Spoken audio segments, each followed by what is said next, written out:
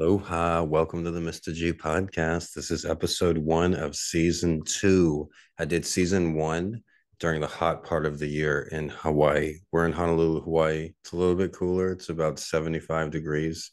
Season 1 was done in another room with another background, and it was done during May, June, July of this year. It was very hot during those months, so sweating, dressed in hardly any clothes, sometimes no shirt. But I had a successful season 1, and I'm excited about season 2. I took a few months off. I had to deal with a trial about a stalker that I had. I had to deal with other things. I operate a cat feeding operation where I feed 80 to 100 cats every morning. But things have been going good there. I've received tens of thousands of views, thousands of dollars in cat food donations, and I have a helper. I've hired a camera person slash security person because I'm feeding these cats on a dangerous street at 4 a.m. And I've done it for 4 years. I've had problems with loads of individuals, but that has really evaporated with the help of my new camera person, who also is a creator himself. What he does in his spare time is up to him. He's employed for me 15 to 30 minutes a day, trying to do 6, 7 days a week. And I really appreciate that. And that's been going well as too. Today, we're going to talk about basketball because the first season of the podcast, it was the end of the playoffs. And I spoke a lot about basketball and the upcoming rookie year of Victor Wembanyama, also known as Wemby. Now, here in middle of November, we're halfway through the season. We're 12 games into the season. We're about 10, 15% into the season. But Wemby has played 12 games. So we'll talk about my predictions on how well he was going to do and how well the San Antonio Spurs are going to do this year and the season 2023-24. But we'll also talk a little bit about what we're going to tomorrow's podcast topic, which is synchronicity and manifestation. I make AI clips of all these podcasts, and I've done that with just about every episode of season 1. I put it in the AI machine, and it made 15 to 20 clips, which I've uploaded on YouTube. And the AI is really great at doing that. The most popular one, I think it had like 10, 15,000 views, is when I'm talking about manifestation, and I'm talking about the story about the bell. And there was like a monk somewhere in Thailand or Vietnam, and he had this huge bell that was hanging from a chain, and it was so the bell weighed 2 tons, so you couldn't push the bell even if you pushed as hard as you can. But every day he would wake up and he would act like he's pushing the bell and believe he's pushing the bell, and he wouldn't ever touch the bell. He would just go right up close to it, like every single day for like 10,000 times every single day. And eventually he kept doing that every day. The bell started to move.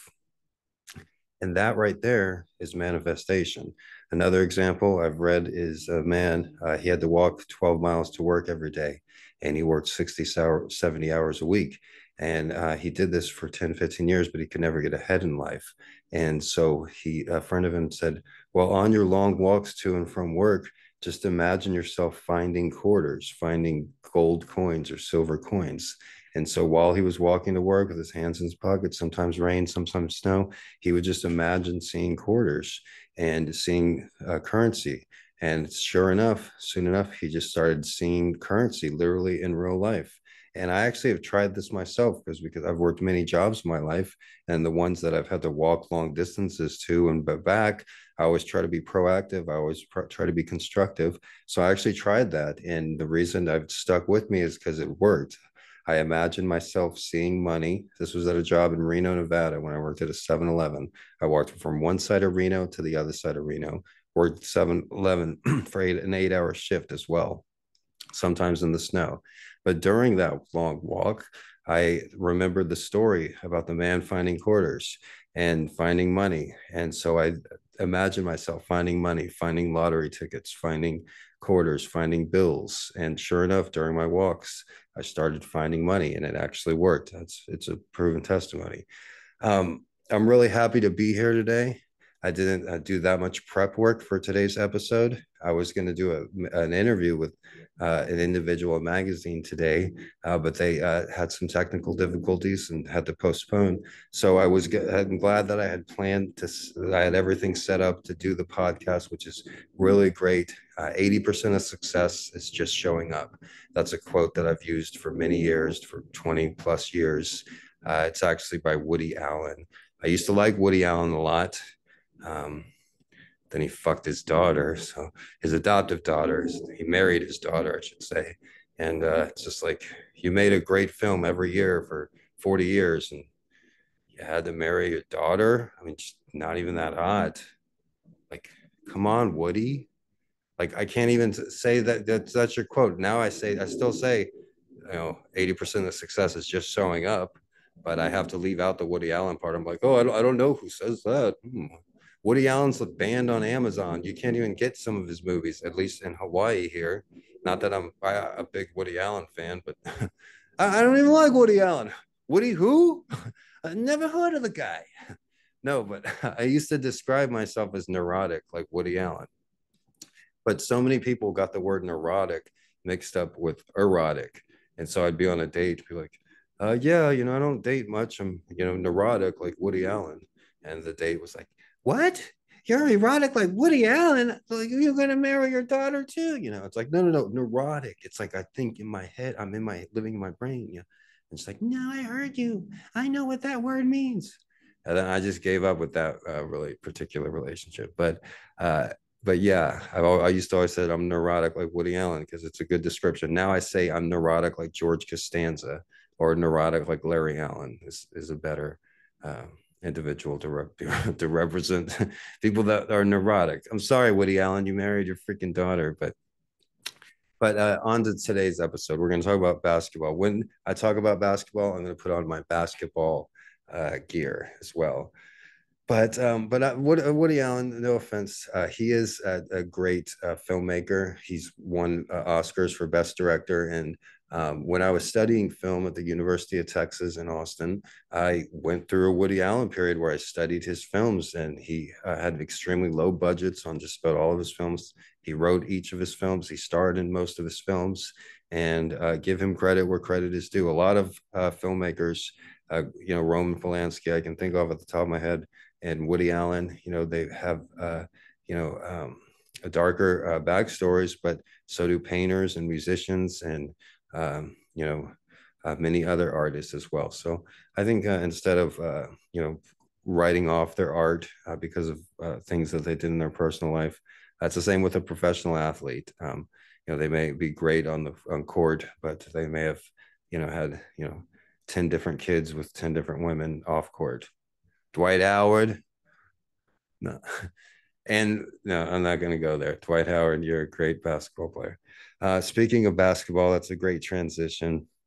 Wemby has played 12 games so far in the NBA. Over the summer, after the Spurs drafted him, I predicted Wemby could win MVP. I predicted he'd be one of the best players ever. I was on the Wemby train before anybody.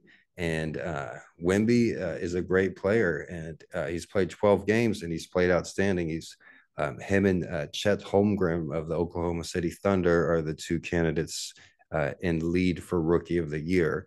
It doesn't look like he'll win MVP because the Spurs are tough to watch. They have one of the worst records in the league. I believe they're 3-10. I've watched every Spurs game this year except for one, the Clippers and the Spurs.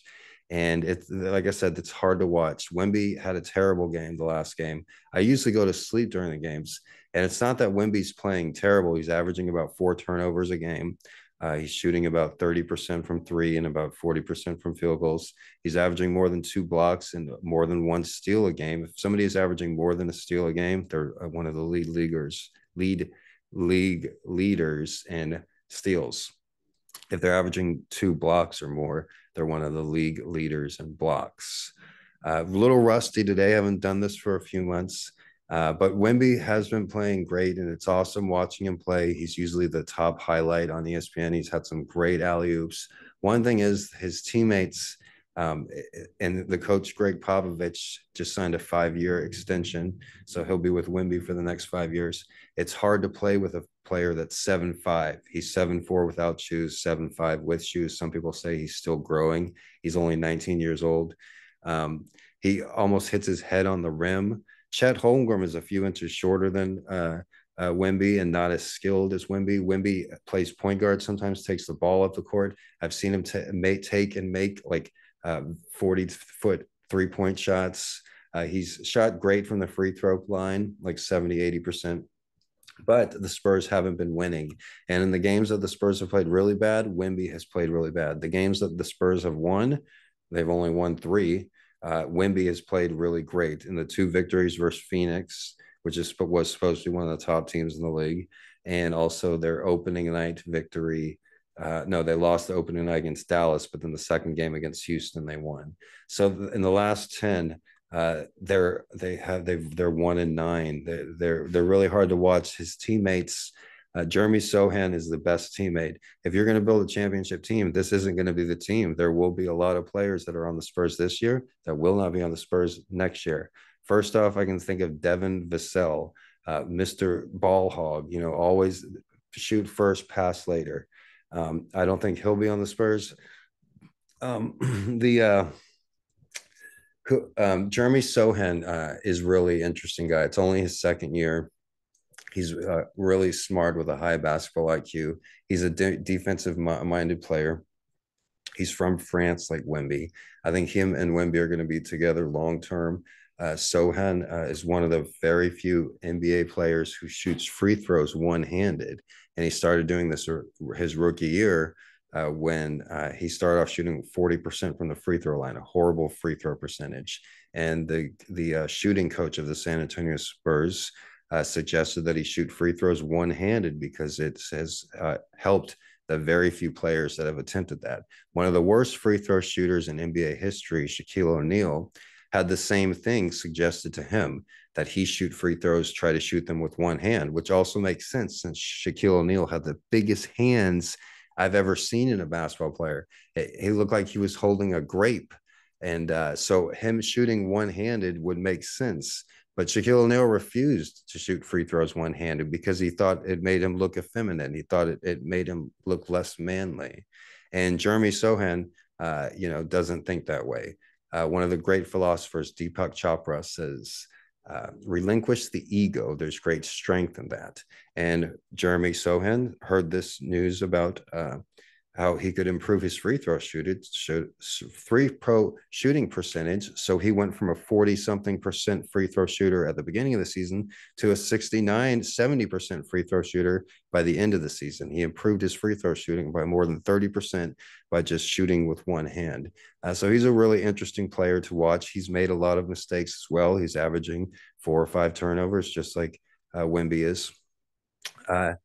They have a few other players that we'll talk about. But like I said, if they're going to build a championship team, these players won't be there next year. Their center, because Wemby doesn't play center despite his size. Their center has played okay. He's probably been the leading scorer so far. And I remember he was on Portland. His name is Zach, I believe. Hold on. But overall, the Spurs were projected to win before the season started, after they drafted Wemby. Last year, they won 22 wins. This year, they're projected to win 28 wins, 28.5 by Las Vegas. So they're saying that Wemby is going to help them that much.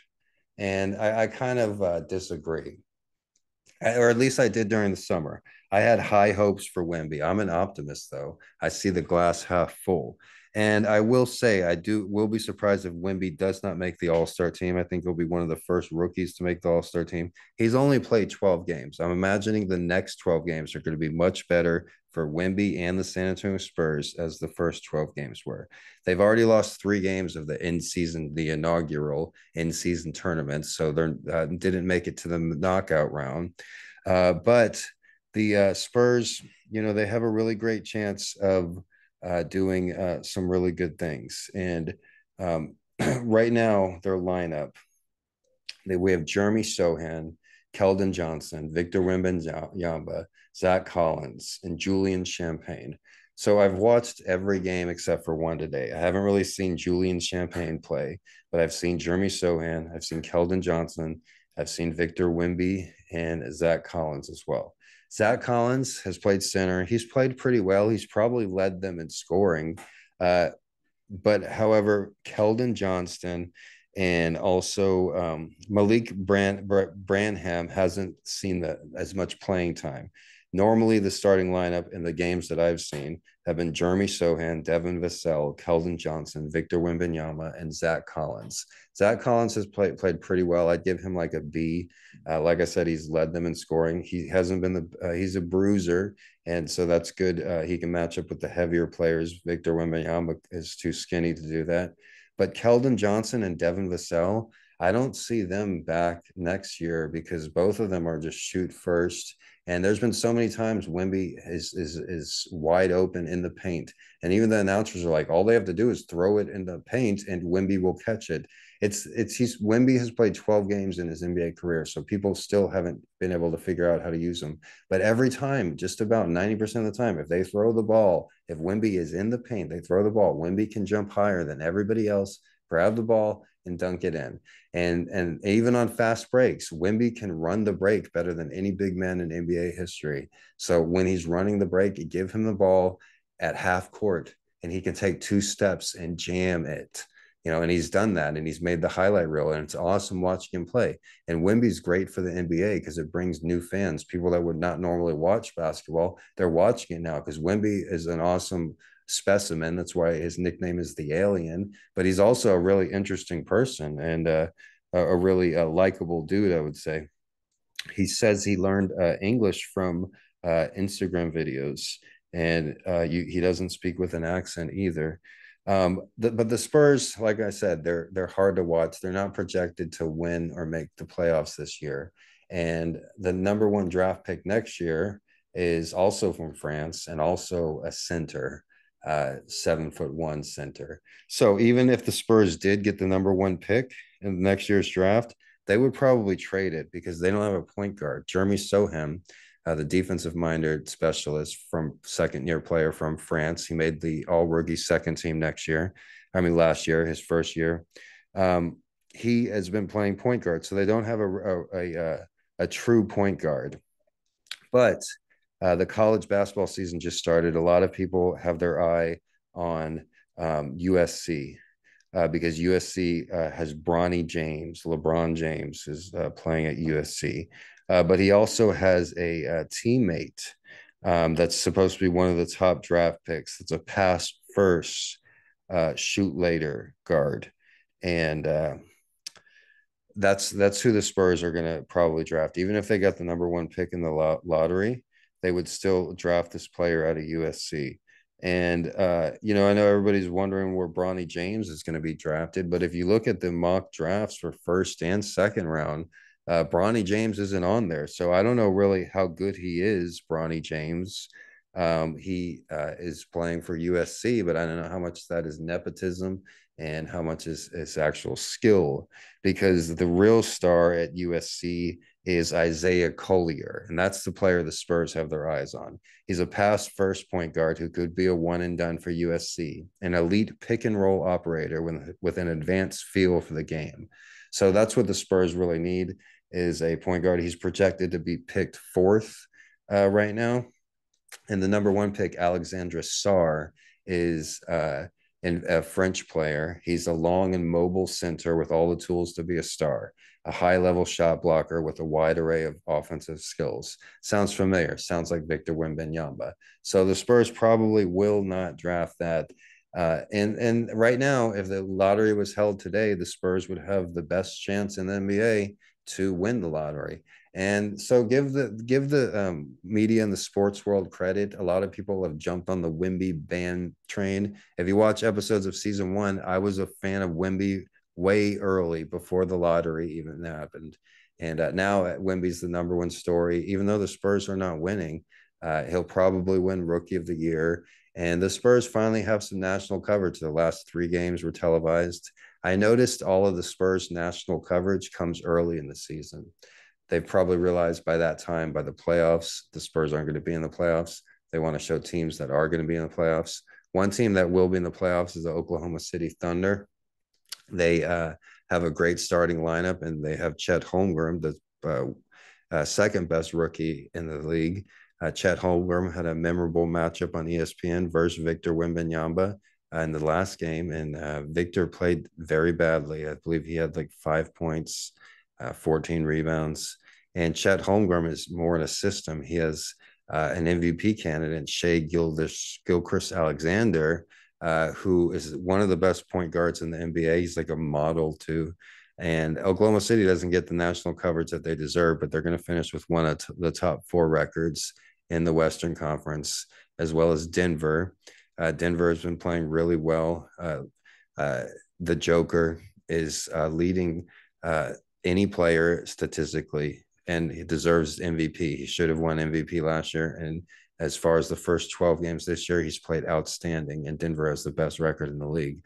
Nikola Jokic, the Joker, is top 5 in rebounds, scoring, and assists. He's not the most exciting player, but statistically, he is the best player in the NBA. I think Wemby will be the best player soon, but Joker is the best player currently.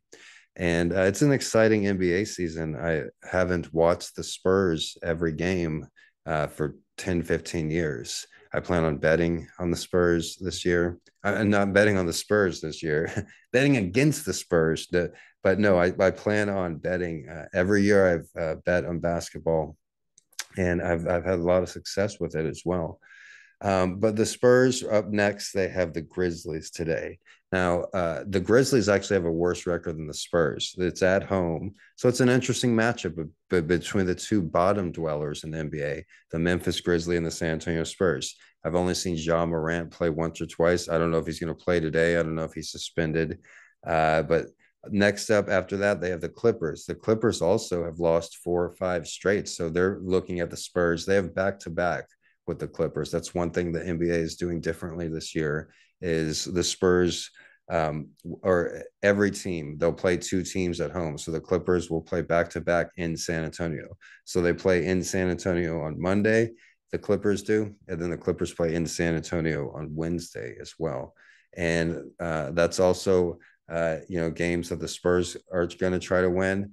But at this point, it's best to just develop your team. I don't know. I don't think the Spurs will make the playoffs. I think they'll finish with one of the worst 5 records in the league and one of the best 5 draft picks. And they'll be able to draft that point guard from USC and have a much better team next year. I like Jeremy Sohan. I like Zach Collins, but Keldon Johnston and Devin Vassell, you got to go. You guys are ball hogs. They want to be the stars. 90% of communication is nonverbal. And I think it was Devin Vassell. There was a story that came out that said Wemby likes playing with Devin Vassell. It was just kind of odd. I was like, oh, what a weird story. Wemby probably doesn't like playing with Devin Vassell. And I was watching them. They were like in between plays or something. And Wemby was like wanting to go up and like just they were like waiting for the fix the shot clock or something. Wemby wanted to go up and just stretch and touch the rim. And then Kevin Vassell like kind of went up and like started grabbing the net like and just holding it for like 2 minutes, just holding the net, not letting Wemby come up. And people would have been like, whoa, like Wemby, you're so tall, you can grab the rim. But then Devin Vassell was just like, I'm grabbing the net. I'm starting. And the mindset of a professional basketball player, a lot of them really think they're going to win MVP and they're going to be the best. That's how they got to that point, to that elite level, because they've been the best player in the college team they were on, the best player in the high school team, the best player in the JV team. And so even the bench warmers in the NBA, they are better than 99.9% of everybody else playing basketball, but they really believe that they're going to get their shot and make an all-star team. There was a famous story with the Longhorn graduate Mooby Gibson when he played for the Cleveland Cavaliers, and LeBron James was the star, and that year was like 2008 2009, and Mooby Gibson came off the bench, and LeBron James would tease Mooby Gibson because Mooby Gibson thought and believed that he was going to win MVP. And LeBron James won MVP that year, I believe. And so it was kind of like an inside joke, like, oh, you still going to get MVP, Mooby? And I read that in a book called The Whore of Akron, which was a book just slamming LeBron James after he left Cleveland for Miami. It was written by a sports journalist that has been banned from anywhere going near LeBron James. But it was an interesting book. And I don't know how much of it is accurate, but LeBron James, I don't think it's an understatement to say he's one of the biggest divas that the NBA has ever seen. And Victor Wembanyama is not a diva. Chet Holmgren is not a diva. Um, the rookie they have on Portland, not a diva. The Asar Thompson twins, they're also great players, not divas. But this rookie class will be remembered for one of the top rookie classes with Victor Wembanyama and Chet Holmgren, even though Chet Holmgren was drafted 2 years ago. And the players that they have on Portland, uh, they have a Portland is surprising everyone. Houston is surprising everyone. And it's interesting. The Clippers have not done well. Phoenix has not done well. The Spurs, every game that they've lost, they've been in, and they ended up getting blown out. The Spurs have the worst defense in the NBA. I've watched every Spurs game. They gave up 152 points to Indiana. Indiana is one of the top teams in the East. Yeah, but every game that the Spurs have lost, they had a chance in. From the opening game versus Dallas Mavericks. Dallas is one of the top teams in the West. Right now, as we're wrapping things up today, I'll give you my top teams in the West and top teams in the East. In the West, I have the top four teams in no particular order is Denver, um, uh, Denver. So that's the Denver. No, there's some great teams in the West. I'd say the Thunder and Sacramento. It's hard to choose four. Denver, the Thunder, Sacramento, and who am I leaving out? I'm leaving out a good one. Phoenix is not a top four team. I don't think the Warriors are top four team. I think Warriors are number 5, in my opinion. The Warriors are going to be there, but I think they'll be exiting in the first round. Mavericks and Timberwolves. Can't leave out the Timberwolves. Timberwolves, I think Ant is going to win MVP. He's going to surprise everyone and win MVP despite Joker having a better statistical season. They don't want to give Joker 3 MVPs. So Ant was going to win MVP for the Minnesota Timberwolves, the first player since Kevin Garnett. Kevin Garnett, when the season first started, said the Spurs were going to make the playoffs. So I wasn't the only one that thought the Spurs were going to be better than they are. But also the Clippers have been played terrible. Memphis has the worst record in the league at 2-9. The Trailblazers are 3-9.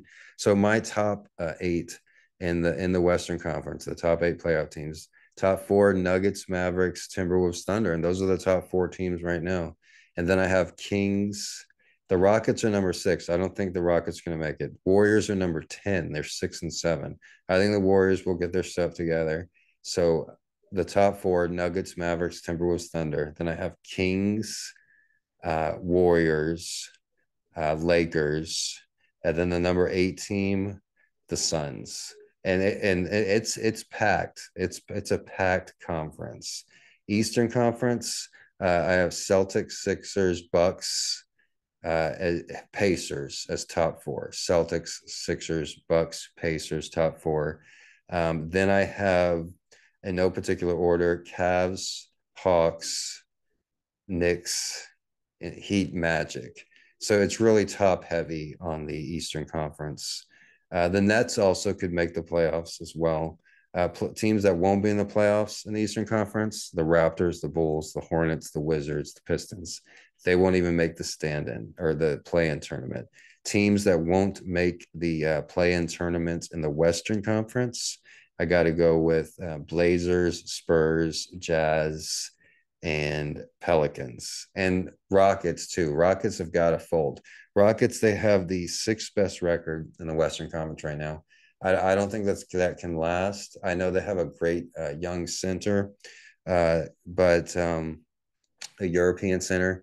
But I haven't really seen them play. I saw them play the Spurs. The Spurs beat them. One of the few victories the Spurs have is against the Rockets. I don't think they'll really do much. It's so early in the season. It's only 10% into the season, 15% into the season. So there's a lot of games. I'm not watching every game. I watch a game like every other day. So I watched the Spurs game, and Wemby has played 12 games. He has 70 games to go. And let's see his actual stats. I can tell you over the top of my head, he's averaging 2 blocks, 1 steal, more than 2 blocks, more than 1 steal. He's averaging less than 20 points, which is not good, and less than 10 rebounds, which also isn't good. His last game, he totaled 8 points, 4 of 15 field goals, 0 of 3 3-pointers, 14 rebounds, 2 assists, and 2 blocks in only 28 minutes. He struggled mightily offensively in his first matchup against fellow unicorn Chet Holmgren. He missed 9 of 15 shots while committing 5 turnovers. Inefficiency and turnovers have been a concern for Wemby to start his career, but those are more than enough. There have been more than enough flashes for fantasy managers to overlook those mistakes. The rookie phenom salvaged his production Tuesday by securing a career-high 14 rebounds and swatting multiple shots. In his first 11 games, he's averaging 18 points, 9 rebounds, 2 assists, 2.4 blocks, and a steal in about 30 minutes of play. So, he's leading rookies, though. Rookies have a hard time in the NBA. It's a big change. And I think as the season goes on and as his teammates learn how to play with him, as they learn where to put the ball, the Spurs will get better. But I think Popovich will also wrap it up sometime early after 65 games, after he qualifies for the Rookie of the Year. Popovich will probably wrap it up. They're going to get a really great draft pick, the point guard from USC next year. And so the playoffs will be Wemby's first here next year. But thank you guys for watching. This is episode 1 of season 2 of the Mr.G Hawaii podcast. It's available wherever you listen to podcasts. Easiest places on YouTube and on Twitter. I'm really happy to do this. I'm very grateful. I've had an awesome, productive morning, Saturday morning here. Gotten so much done. I fed over 100 homeless cats. I've made a lot of videos as well. So check that out on TikTok, Instagram, YouTube, all my socials. Go to my link tree and read the reviews of my first book, Google Gonzo Education. It's something I'm very proud of, and you can read about it yourself. Everybody have a great day. Aloha.